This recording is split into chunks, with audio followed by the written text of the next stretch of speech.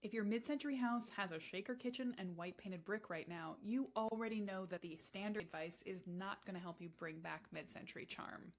Here's exactly how you can put back mid-century style, even as you remodel to improve your layout and knock off your maintenance task checklist. By the way, this advice will work for you no matter what wrong style has been applied to your mid-century house. Whether it had an aggressive remodel in the 1990s or was flipped just a few years ago, your process is going to be the same. And hey, if you're planning to take on a kitchen but you're feeling paralyzed with anxiety because that bathroom project you did when you first moved in turned out looking extremely HGTV gray, and you've now realized those are not the choices you want to make for your home, I see you, friend. It's going to be okay.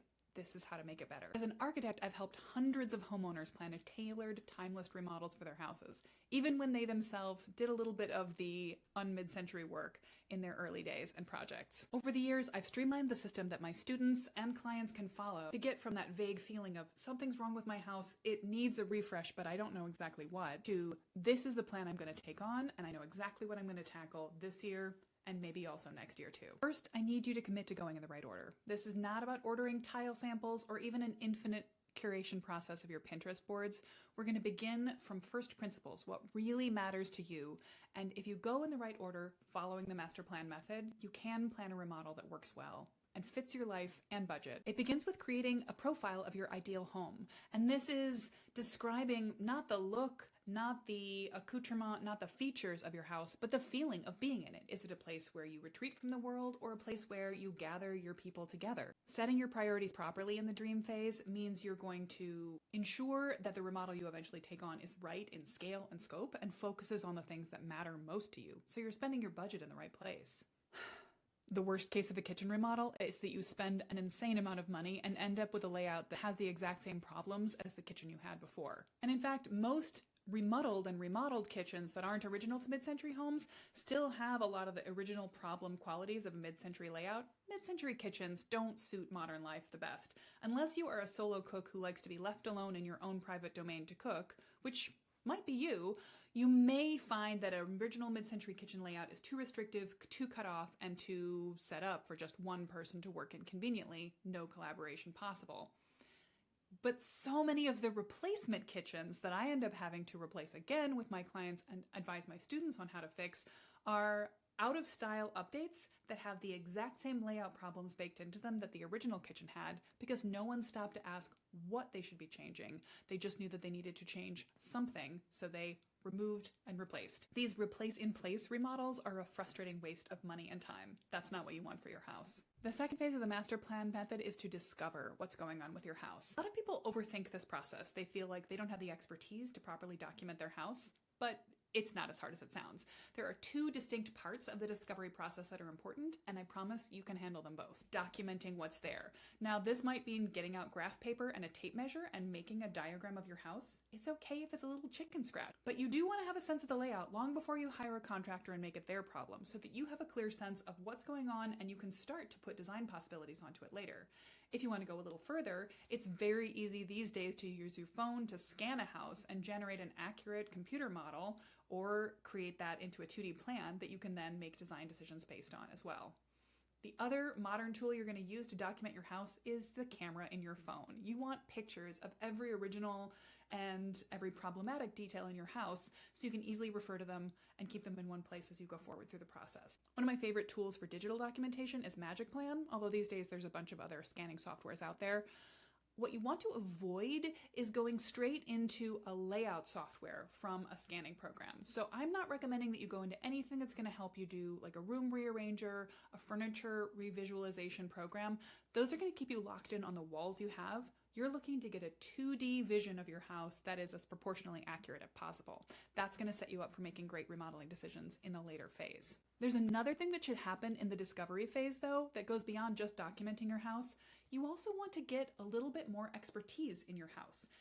This is going to help you feel confident as you go through the process of talking to experts and people who are trying to sell you things. Most of the people that I work with, many of my students, clients, and even people who chat with me about their homes feel like the least expert person on their house. It makes it hard for them to take good advice and to weigh the advice they're given because they start from a position of, I don't know as much about this as the person that I'm talking to.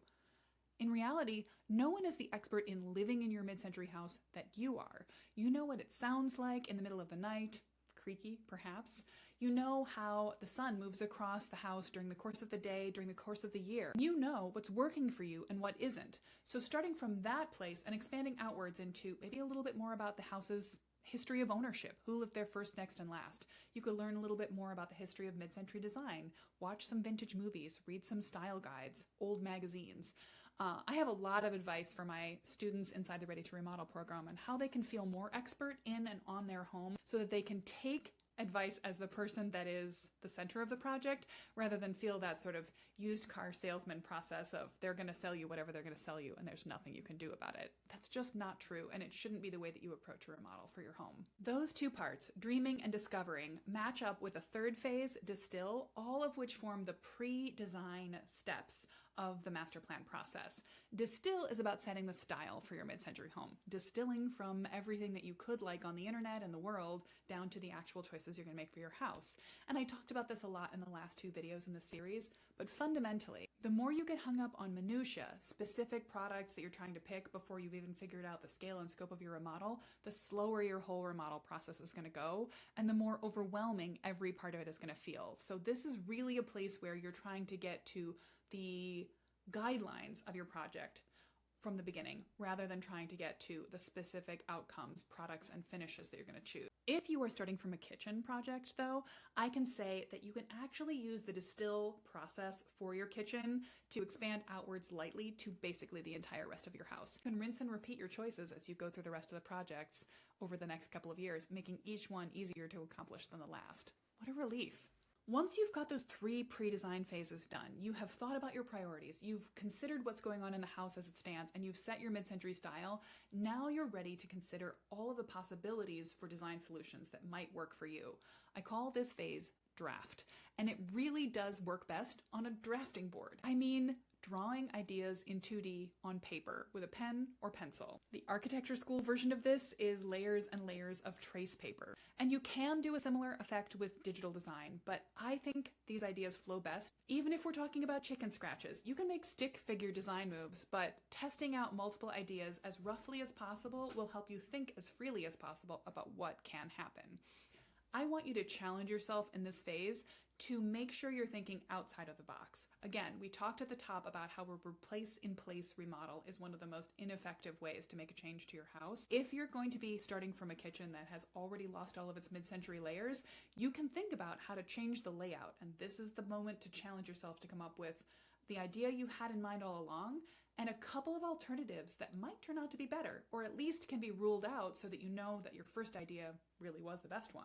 Goldilocks yourself into the exact right solution for your lifestyle and also for the scope and scale that you've got the budget and the time to take on right now. We've been talking about unremodeling or unflipping a kitchen in this video the whole time. So if you're struggling, if you're looking for ideas, I spend a lot of time thinking about better layouts for mid-century kitchens, and I've pulled all of my best advice, both general and specific examples, into the mid-century design clinic I give on kitchens every year. If you'd like to see how I do this exact process, the sort of mini master plan moment of walking through dream, discover, distill, drafting ideas specific to kitchens, and then developing kitchen plans further, you can grab that recording right here and watch it at your own pace. It's a microcosm of the entire master plan project. So if you're thinking about bigger changes to your whole house, you might want to dream a little bigger, but if you're thinking specifically about kitchens, this has just about everything you need to know about a master plan approach to planning a mid-century remodel for a kitchen. And that's a great place to get access to a bunch of the general design principles for good kitchen layouts and a number of real-world examples.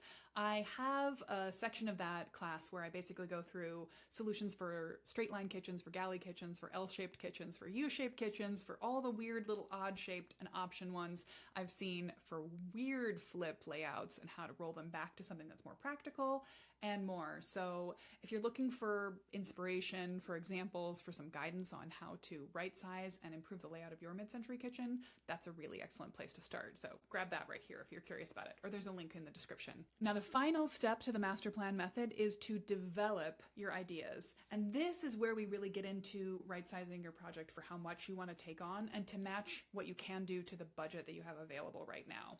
If you begin from Googling what is the cost of an average kitchen remodel, it's so easy to get hung up on average and often overscaled examples of what's going to happen, you'll get an infinitely better result if you actually work through all the steps of the master plan process beforehand and then look at what are the pricing options available for the kind of ideas you've got on the drawing board. Sometimes you're going to narrow down your draft options to the right choice, not just by which one vibes with you best, but by putting price tags onto the various choices. I like to use 3 options for any important, serious area that has a lot of possibilities to go big or small and still achieve a good result.